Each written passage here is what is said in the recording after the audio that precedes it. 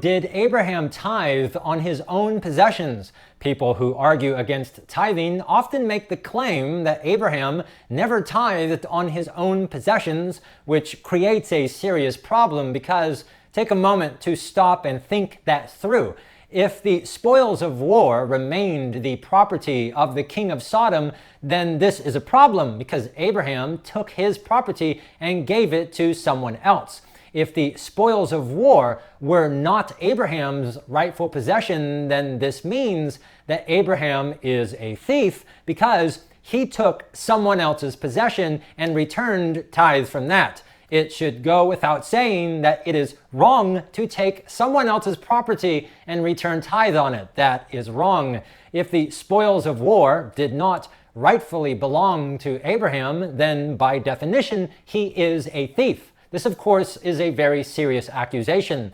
The property in question is first identified in Genesis 14. The 4 kings from Mesopotamia made war against the 5 kings near the plains of the Jordan River. They are often referred to as the 4 kings of the north and the 5 kings of the south. The city of Sodom and the other southern kings had been conquered and were required to pay tribute, but after many years decided to rebel, and so the 4 kings of the north came down and fought against them, conquered them, and took all their property. So the property initially belonged to Sodom and the southern kingdoms, and they lost that property in war. They were defeated. The king of Sodom is a loser, a major loser. At the moment that they were defeated, the property now belongs to the 4 kings of the north. Lot was the nephew of Abraham, and since Lot was in Sodom and was taken captive, Abraham then got his men together and allies, and they went and fought against and conquered the 4 kings of the north and regained all of the spoils.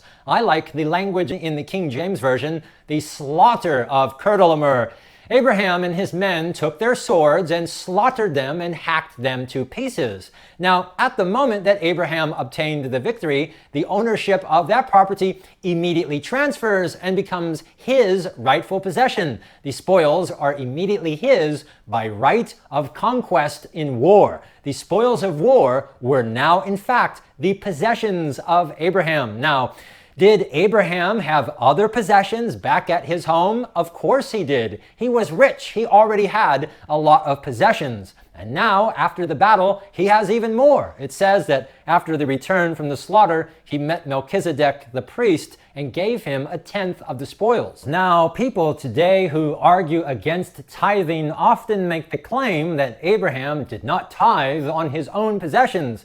But this is absurd. This is absurd because Abraham just went to war and cut off the heads of the enemies and took their property. The possessions belonged to Abraham by right of conquest, and the fact that he later returned tithe and gave the remaining spoils away in no way diminishes his rightful ownership. The fact that he gave 1/10 to Melchizedek the priest and gave the remainder away does not even in the slightest degree reduce or lessen the spoils as his possessions. Now, please listen carefully. Concerning the other possessions back at home, whether he ever returned tithe on those, we simply don't know. Maybe he did, and maybe he did not. We simply don't know because the text does not say either way. But it is true that in this biblical narrative, these spoils were his possession, and he did in fact tithe on these possessions. Now, people who oppose tithing, they do not want to admit at all that Abraham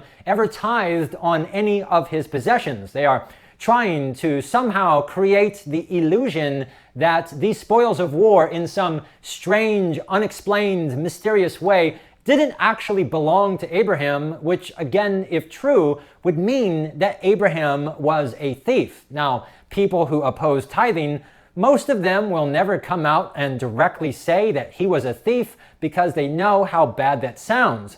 And it has been my experience over and over again that people who make this absurd claim, when pressed, won't try to defend this. They just drop it and move to some other claim. They do the what about. Well, what about this? Or what about that? For example, they will say, after returning tithe, he gave everything away. But whether he gave it away doesn't affect whether or not it was his rightful possession. That he gave it away testifies to the fact that they were his possession to give away. Other objections are, well, he only tithed one time in 175 years.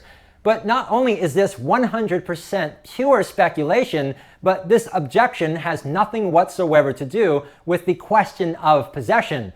Or they will say, he didn't do this by commandment.